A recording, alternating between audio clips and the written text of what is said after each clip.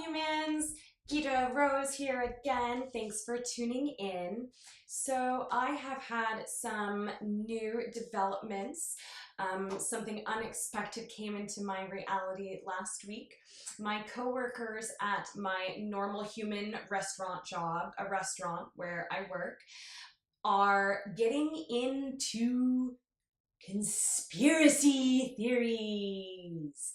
They are entering down the rabbit hole, opening up to their form of spiritual awakening, discovering, and integrating. And they came to me and shared with me that they have been entering down the rabbit hole, looking at different YouTube videos, mainly kind of like the conspiracy theory stuff. But a lot of us, I know me particularly, started there. But they came to me because they want more, and they want different information and potentially more in tune information.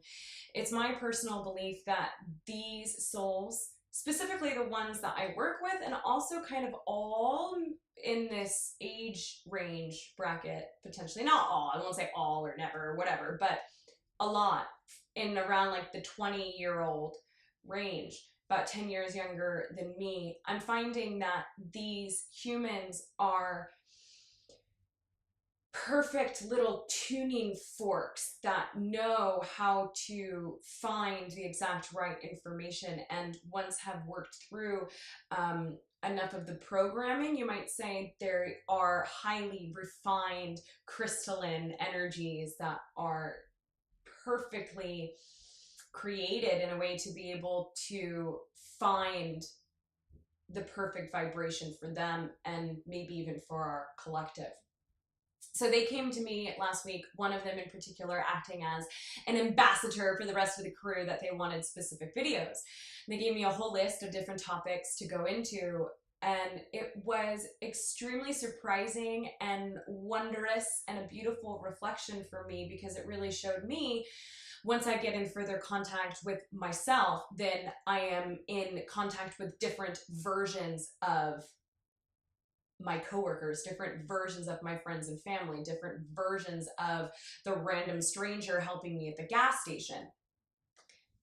But it was a little unexpected and a little intimidating, I'll be honest, for me to talk about some of these topics that they were curious about as me, not as the entity that I channel, as Bella, as me. I tuned in and asked, what's more beneficial, to have Bella give some of this information or me? And definitely me. I told me, and I could feel Bella and the rest of the galactic guides telling me, no, it's going to be more approachable for this age group, for this aesthetic, coming from me. And it's also a great permission slip for me to tell the story and to tell my perspective. So I'm going to start with the first idea, essentially, that I am wanting to present myself as a spiritual teacher of sorts, or a guide, or a friend. And these girls are my coworkers, but I'm also older than them, and I've worked in the restaurant industry a lot longer, and I am at the same pay grade as them, but I'm also kind of a shift lead. I'm their shift lead. And that's what's happening. We're going through a huge shift in so many ways right now. And so I'm honored to be potentially one of the leaders, one of the shift leaders. And so I think I'm going to title this video, Take Me to Your Leader. Take me to your leader. It's funny because, yeah, I'm a galactic intuitive transformation agent. Gita, G-I-T-A. I just think it's funny. But owning that more and more, and really stepping into what those words mean, and how am I best designed to bring this type of information about. So yeah, take me to your leader. It's kind of funny because, yeah, I would sit down with aspects of our government and channel and see where we can go. But also take me to your leader, your individual leader, your higher self leader, the leader of all of us, the leader that wants to get us all where we want to go. And I do feel that I am able to act as a relay and a bridge and a messenger for all of our higher selves in a multitude of different ways. So take me to your leader. It is my joy and my honor, and I know at least 5 people are watching this video. And I will also state too, for those of you that have subscribed, thank you, thank you, thank you so much. I'm so excited to see where we all go from here. You may be further down the rabbit hole or further down your learning or your exploration in regards to some of these topics. So I really invite people to leave comments with links of their favorite speakers, their favorite books, research that they've compiled along the way in regards to some of these very broad topics for individuals that are new and are not only new to this information, but younger and crystalline souls and don't necessarily need the extra bullshit. Like, we need the real information given to these people. So I'm doing my best in this now to bring that about. And the topic that my friend Katya first gave to me was the history of humanity is what they want to know about. The galactic origins of humanity in under 20 minutes or less, because you should know your audience, millennials. Okay, so where do we start? Where do I start with that? I always like our who, what, when, where, and whys, right? When we're telling stories, we need those bits of information. So who are you? It's kind of a trick question. Who are you? The you that you may think you are is the one maybe that is just watching this video, your character, your personality construct. But from my perspective, that's not exactly who we are. The who is the hue in the hue man. Hue being the color, the frequency, the light of divinity itself that has been incarnated in physicality. Who are we in that way is an aspect, a fractal of divinity, of God, of love, of spirit, of will, of soul that is always, always, always existing in maybe what we could classify as the spiritual realms or the heaven realms, and is choosing to have an incarnation, is choosing to have an experience in physicality on earth. But our ultimate we's in that way are infinite, are unending, is frequency in and of itself. What are we? I suppose what are we actually directly correlates to the idea in that way, speaking simply enough just in our forms, in this physicality. The what are we could also be defined as like the spirit itself or the will itself. But there is the aspect of the DNA that we have incarnated into. I will get back to that. We'll jump to the where are we? We're on planet Earth. It's round, from my perspective. It's a sphere. We're in a solar system. We are also in what more and more people are discovering, understanding is a collective dream or a simulation, we might say, or an experience. Now, when we use the word simulation, it's really important for all of us to remember and understand that it is all of us collectively that are creating this simulation, that are creating the structure, creating maybe what we might call the matrix, the program. We all together are creating it. We are having our own dream, and also our collective consciousness is creating this collective dream. Where we are is more so actually, from my perspective, inside each and every one of us, inside each and every one of our universes.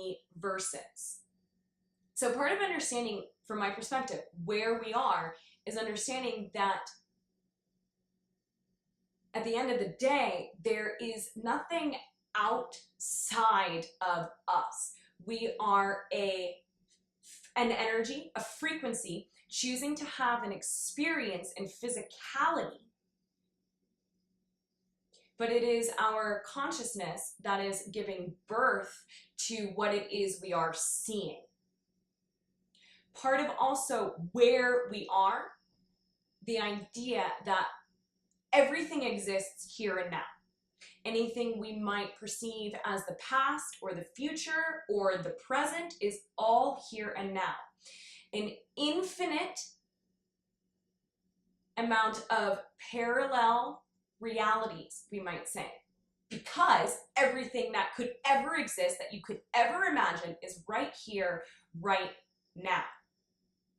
So as our consciousness, our spirit, is being filtered through our themes, our soul blueprint, our archetypes, then through our belief systems, through the stories that we're telling ourselves, some of the consensus reality agreements, part of the collective dream experience that we have agreed to, then our emotions, all of these things. The theme we're exploring are archetypes, our belief structures, our consensus reality stories, then our emotions. That all creates essentially the frequency that we are running, that then aligns us like a tuning fork with the most relevant parallel reality that is already in existence. What we are running internally aligns us with the perception of an external reality that is in existence. So it is our inside, it is our universe that creates the experience of the external reality. That is part of where we are. Who, what? Let's get back to the what. So we will start at the beginning of the beginning of the beginning of the beginning. When consciousness woke up and realized itself as consciousness, there was essentially a split.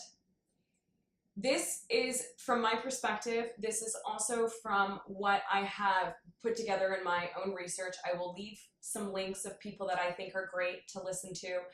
This bit of information that I'm going to condense extremely a lot is from the Right Use of Will books that are channeled information by Cian Rohan. So when consciousness woke up and realized itself as consciousness, there was a split. There is a split that happens when the self recognizes the other. The way that our specific multiverse or branch of the multiverse, from my perspective, decided to explore storytelling was by going into a split of polarizations. Simply enough, a masculine and a feminine representation of consciousness. There was a split that occurred: mind, mental, logical, intelligence, spirit polarized, emotional receptivity, feminine polarized. The masculine polarity, as the story goes, took on an archetype that is a bit more like how we might truly understand God, quote unquote, more so in our modern ways of thinking. Very light, very streamlined. The feminine polarization took on a bit more of a darkness, of a willingness to explore, to go to the depths of feelings. There was a time that's existing right now where the aspects of the masculine and the feminine weren't able to meet, weren't able to have a conversation with each other because they reflected too much to each other and scared each other in different ways, activated each other in different ways, and they were repelled apart from each other. This was all for the greater expansion of learning, and in a way this is all also metaphor and allegory, but there was a gap that was created, there was a split that was created, there was a shadow that was created where certain beings were deciding that they were willing to go to incarnate, to experience balance, to experience duality, to experience contrast, essentially, to bring the all that is, the balancing of these polarities back into wholeness. So from my perspective, planet Earth is a piece of the will, is a piece of the all-mother archetype that manifested herself. She is an entity, Gaia Sophia. She is a split, a fractal of the mother. She designed, created, birthed, instantly manifested out of the imagination, out of the will, out of the desire, a planet for herself to be able to go to feel her emotions in a place where she felt safe, to be able to fully own and love her darkness, to be able to feel strong enough within herself, we might say, to allow the light from the Spirit God Father in a way that felt good to her. So Earth was created as a place where she could go to be able to balance these energies, and where other beings that were beginning to manifest and take form could also come to incarnate on this free will planet to bring togetherness to the forefront. From my perspective, when Gaia first took form, she was vibrating at a different density. So we are currently in what we are labeling third density, which is, from our perspective, solid, and things take a bit longer, quote unquote, from our perspective to manifest. We are having the experience that there's a difference between what is a dream and what is real life. From my perspective, we are moving into fourth density, moving back into fourth density, we might say, because from my perspective, when Gaia originally took form, it took form in fourth density, maybe even a higher density, but fourth density seems relevant for us to begin to understand. Now, what that is from my perspective is something that is extremely fluid, extremely malleable, is a reflection of where we actually are, again, in this collective dream, in this simulation. But when we are in fourth density, we are able to see the dream for what it is, and we are able to see that there is very little difference between what we think is a dream and what we think is reality. We are able to see there is very, very, very little difference, and in fact, it's actually no difference at all. But from our third density perspective, we're still finding the vocabulary to express this. So from my perspective, when Gaia originally took form, Earth took form, she was in a fourth density, very dreamlike state, instant manifestation, able to have many different beings incarnate from many different aspects of the all that is, many different aspects of archetype, and to be able to live this dream experience.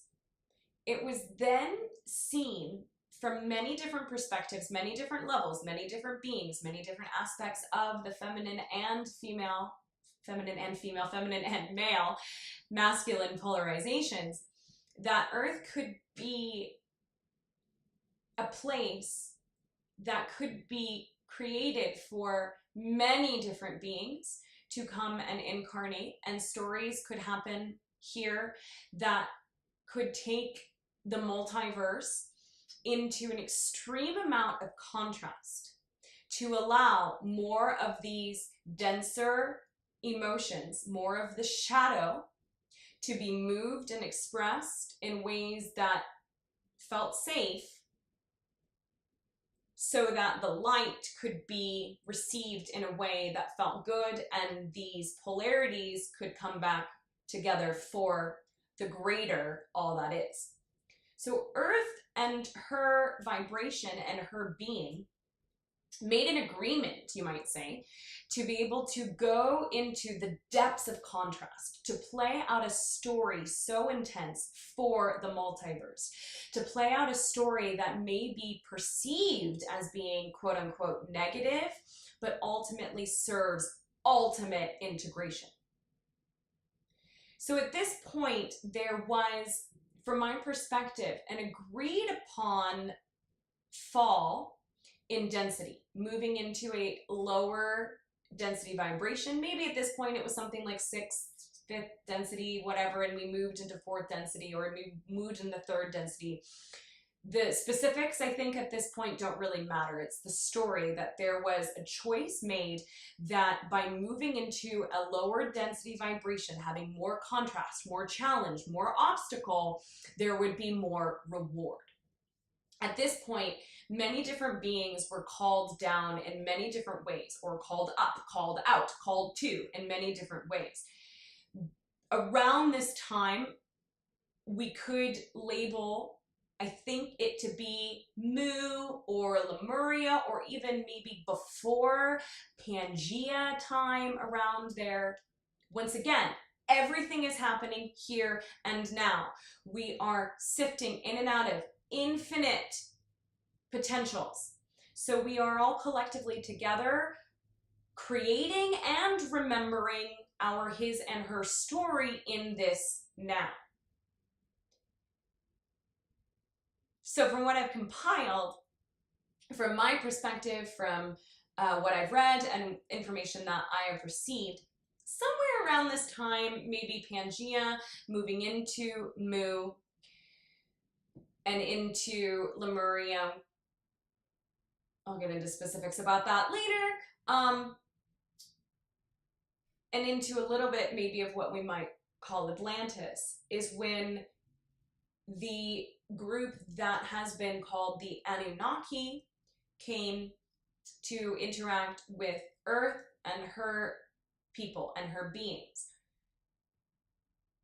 The timelines in this, once again, we are all solidifying in this now. But there was an agreement that beings from different galactic civilizations would come to combine their DNA with an existing terrestrial DNA. This was done for many, many different reasons, many, many different intentions, many, many different perspectives, as all part of the collective dream, the collective experience. From my perspective, it was done so there could be a vessel created that had the DNA of most of the star nations, or a hybridization of most of the star nations known in existence, or ones that are in existence that are relevant within our specific multiverse expression of the monomyth, the way of telling story. For these beings to be able to create a vessel, a human, what are we? So different souls from many different perspectives, from many different polarizations, could have the chance to incarnate into physicality, to incarnate into this collective dream, into this experience of density, to be able to learn and bring information and frequency and emotion movement back into whole, to venture into the gap, into the unknown, into the shadow, live it out with gusto to be able to come back to wholeness. So at this point, a lot of our discussion can start to veer to this conspiracy theory when we start talking about the Anunnaki and different intentions as to why they may have came here. different intentions that they had within each other, within interacting with their creations. Different people have talked about humanity being created as a slave race, and that in a sense these elite controllers are still influencing the program. Because we live in a multi-dimensional reality, on one level, sure, that's true. On one level, that's part of the story. On another level, remember, as I said, it's an agreement that was made by the free will, by the souls that wanted to incarnate here to take things to such a drastic degree of contrast for ultimate integration to bring things back into balance. There are so many things that we will learn, that we are learning as a result of having this agreement to being influenced, but it's in us. It is in our flow, in our fluidity, to have this experience of being influenced, being controlled in that way. So when we start talking about different conspiracy theories, different ideas, a lot of the times these videos, these ideas are presented in a way where it removes a bit of the spiritual aspect of it. It doesn't talk about you're a spirit having an incarnation. We all made an agreement. It's just coming at it from a way, you need to know that this is going on. We need to step up and take control. And again, multidimensional universe. On one level, that's very true.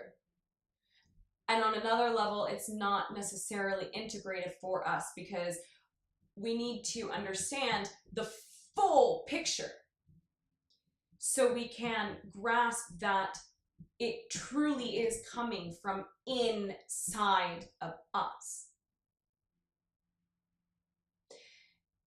And then also conversely, paradoxically, it's all a paradox, I do think that there are some aspects of what has been labeled quote unquote conspiracy theories that may be quote unquote true in one timeline. As I said, we are all collectively together shifting and moving and writing and remembering our collective story and tuning in on the most relevant preferred storyline that can help us further integrate and go through this transformation, this integration process in the least traumatizing way possible. There are some topics that I do feel are part of this agreement, that are part of what we have agreed to be influenced by. And there are subjects and themes that are coming to light that I may talk about in future videos that are coming to light and that are extremely dark and extremely intense and very scary. But I do think they need to come about so that we can see the darkness that is existing, and then can we truly understand the light and truly feel within us this fourth density perspective, this perspective of always knowing that we are connected to source, dreaming here, having an experience. So taking it back just a little bit to ancient DNA origins, there is so much information out there on the internet about the specifics, about the different timelines, about the different potential races. I've done so much reading and watching and researching, and once again, I'll leave links down below, and I really invite people to leave their own links as well. But once again, I really do feel what is more powerful is understanding the greater storyline of what we've agreed to. And by doing that, we then activate our own knowings, and you begin to tune your instrument that much more perfectly to be able to align and find the exact right information. And also I really state, like, this is kind of like where a lot of us have maybe gotten so far. And the details are in the process of unveiling themselves. My mind, and I'm just going to talk about all of the different sacred sites, the ley lines, the pyramids, are megalithic structures, different artist renderings, different types of cave etchings, different, I'm losing my words, but there's a certain type of information that I do think is really valuable for us to be able to activate more of our knowing. The things that are unexplainable, in the sense where people depicting on rock in one part of the world a certain type of being that looked this way, and then people from a completely different side of the world depicting an entity that looks exactly the same way. So much can be found, this is where I was going, so much can be found too also within our myths and our stories, and there's clues that we are all compiling together. So I think I'm going to leave this for now. This was kind of a rambling video, but I will start here. Who, what, when are we? Whoa, I didn't mean to flip you off. When are we? When? That's an interesting question too. In this context, we are in all of the whens. We are in all of the now. Everything that could ever exist is right here, right now. How? How did this all happen? How did this come about? Once again, all of these specifics are still on their way of unraveling themselves. We are creating it in the moment. About how this was maybe technologically done, is what kind of proof do we have that it's not quite like how Darwin may have proposed? How did this happen? We don't necessarily have those from my perspective. Once again, leave a link if you feel that like you've got the video that explains exactly how this all went down. Once again, we're in the process of writing exactly how for ourselves. Why? Why did this all happen? Why are we existing in this type of simulation? Why did we agree to go through such an amount of contrast for experience? That's all. That's the answer to life. That's the meaning of life, is to experience and to feel and to integrate and to shift. And we are doing the work still of the original consciousness emergence that split. It is still happening in us, in this now, in this moment. There is the big bang and the big awakening inside each and every one of us. And by experience itself, we are able to bring it all back into balance. And yeah, I feel like I just kind of rambled a bit, but I did this all in one take, and I'm just starting out, and I will refine, and I will talk to my crew at the restaurant and see what more specifics they want me to get into. And once again, I'm just so grateful for all of these reflections. I'm so grateful as we all continue down this road together. And yeah, take me to your leader. Have a beautiful day. Looking for my remote shutter. Have a beautiful day. And aloha!